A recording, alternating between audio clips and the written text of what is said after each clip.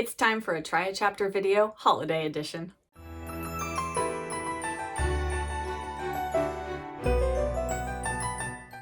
Hello book friends, I'm Jen and welcome to my reading life and welcome to another Try a Chapter video. For this Try a Chapter video, I pulled 5 holiday books off of my shelf that have been sitting on my TBR shelf for so long, and it is time to decide, do I want to read this book or should I unhaul it? First off, let me just show you the books that I'm going to be trying a chapter from. First up, I have A Christmas in Vermont by Anita Hughes.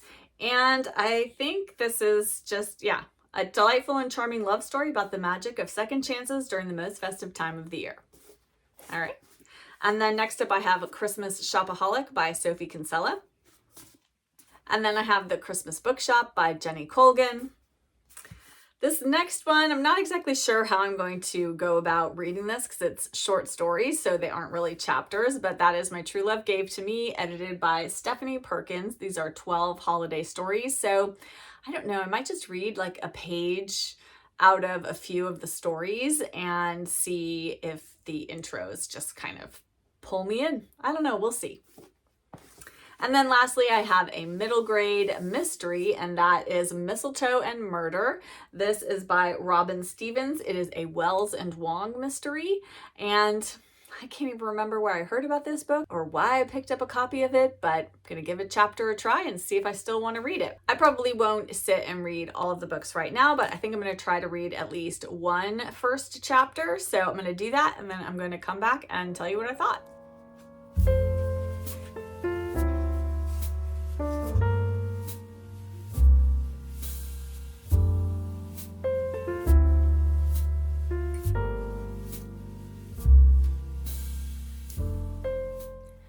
I am back. I just read the first chapter of A Christmas in Vermont. So in this, we meet Emma, and she lives in Manhattan, and she has just broken up with her boyfriend right before Christmas. She broke up with him, and he's gone off to Maui where they were supposed to be together, and she is still in New York, and she's on her way to sell a bracelet that he had given to her for Christmas to a pawn shop. And when she goes in to sell the bracelet, she notices a man's watch in the case, and it looks like a watch she had given to her old college boyfriend. And sure enough, it is, because she'd had it inscribed on the back. So she basically swaps the bracelet for the watch. And then she heads over to her best friend's apartment, her best friend Bronwyn is married, has 2 little girls. And Emma wants to have all of that, family, marriage, to fall in love, but she is in this loop of breaking up with her boyfriends after almost exactly a year. I think it's pretty obvious what is going to happen in this story, but in the first chapter, right at the end, Bronwyn says they should track down Fletcher because this is synchronicity that Emma found the watch. And from the blurb on the back, we know that Bronwyn does track him down at an inn in Vermont, and she convinces Emma to take a job there as a children's activity coordinator. I think we all know where that's going to go. But actually, I really enjoyed the first chapter. It was just kind of light and frothy, and the writing was pretty good, and I'm definitely going to read this one. So first chapter drew me in. And that is the first Try a Chapter book, and I'll be back after I try the next book.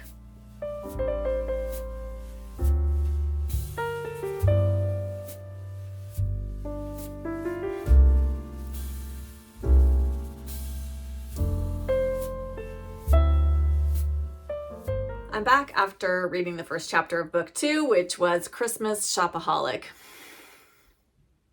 You know, I think my shopaholic days are over. In the first chapter, she is online shopping on a bargain website where you only have a certain amount of time to buy the stuff before your cart times out and you have to start over again. And she's trying to get enough things in her cart to get free shipping. And, it was just like, I feel like, has Becky learned anything? I think this is well into the series, and I think that's why I stopped reading it to begin with, was because it did kind of provoke this like anxiety response in me that we're such a consumer-driven culture, and I know I'm as much a part of that as anyone else, but I just don't know that that's what I want to read about, especially at Christmas time. I don't know. Has anyone read this one? I feel like this maybe is an unhaul. Yeah, I think so. Okay, so those are the first two books, and I don't have time to read more right now, but I will be back after I read the next book. I am back. It is the next day, and I am going to dive into my next Try a Chapter book, and that is going to be The Christmas Bookshop by Jenny Colgan. So I'm going to go ahead and get started with this, and then I will be back after I read the first chapter.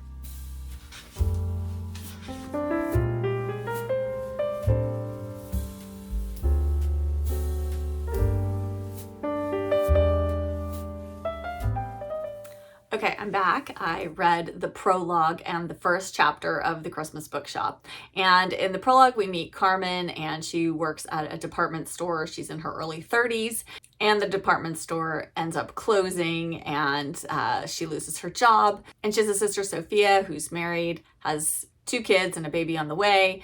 And, you know, I think there is quite a bit of tension between the sisters. And in the first chapter, we meet Sophia, and it's early November. She's clearly one of those people that just has it all together. She's got her Christmas shopping done, and her trees purchased, her Christmas food purchased. And, you know, she just feels like she and her sister are oil and water. And it sounds like the mother is going to convince Sophia to let Carmen come and live with her and maybe help out since Sophia has a new baby on the way.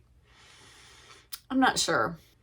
I'm feeling like this might be just a little bit too much early adult life angst for me. I feel like my days of reading books that are about that are maybe past, because it's just not where I'm at in my life. And so those stories don't resonate with me as much anymore. I mean, Jenny Colgan's a great writer, and I've enjoyed her books in the past, but I'm just not 100% sold on this. I'm going to have to think about whether I want to unhaul this. As of right now, I'm thinking I'm going to unhaul this one too. I'll be back after I read the next book, which is My True Love Gave to Me, which is short stories. So I think I'm just going to randomly pick 3 of the short stories and read the first page or 2 of each and see what I think. And then I'll be back to share my thoughts.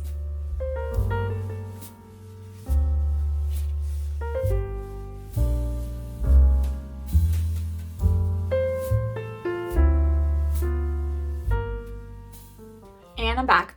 I read a few pages from 3 of the stories in My True Love Gave to Me. I'm going to sound like such a love curmudgeon, but I don't know. Some of these very like young adult, not young adult, but I don't mean like YA. I mean like adults who are young in age, like in their 20s and 30s, as opposed to old me who's 51. I know that's not really old, so, but I don't know. I just feel like those stories, they're not really what I'm interested in reading. Yeah, especially these modern ones. I feel like sometimes if there are stories that were written a long time ago, they just don't have the same angstiness about them.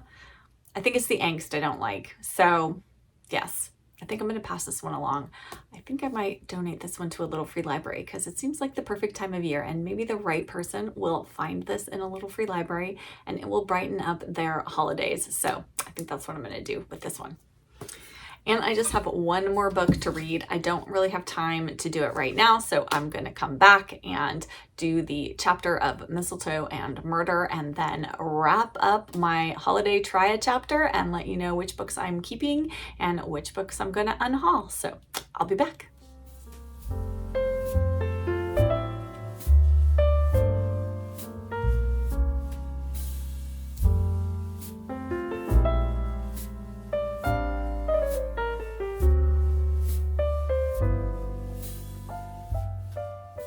I am back. I have now read the chapters from my final book, and that was Mistletoe and Murder by Robin Stevens. And this, I did not realize, is part of the Murder Most Unladylike, I believe is the name of the series.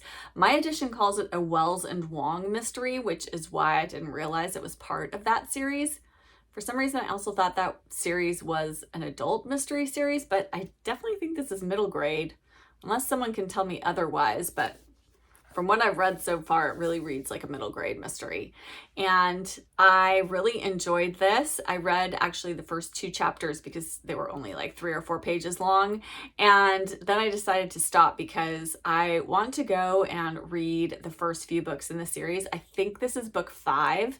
And so I'd like to read books 1 through 4 because definitely I can tell it's already referred to things that have happened in the prior books. So I would like to find out those first before I dive into this one. So I'm going to hang on to this, but I'm not going to read it this Christmas season.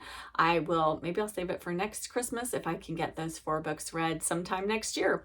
We shall see, but I really liked the writing of this, and we meet our 2 main characters whose names are Daisy Wells and Hazel Wong, and they are on their way to spend Christmas in Cambridge at Cambridge University.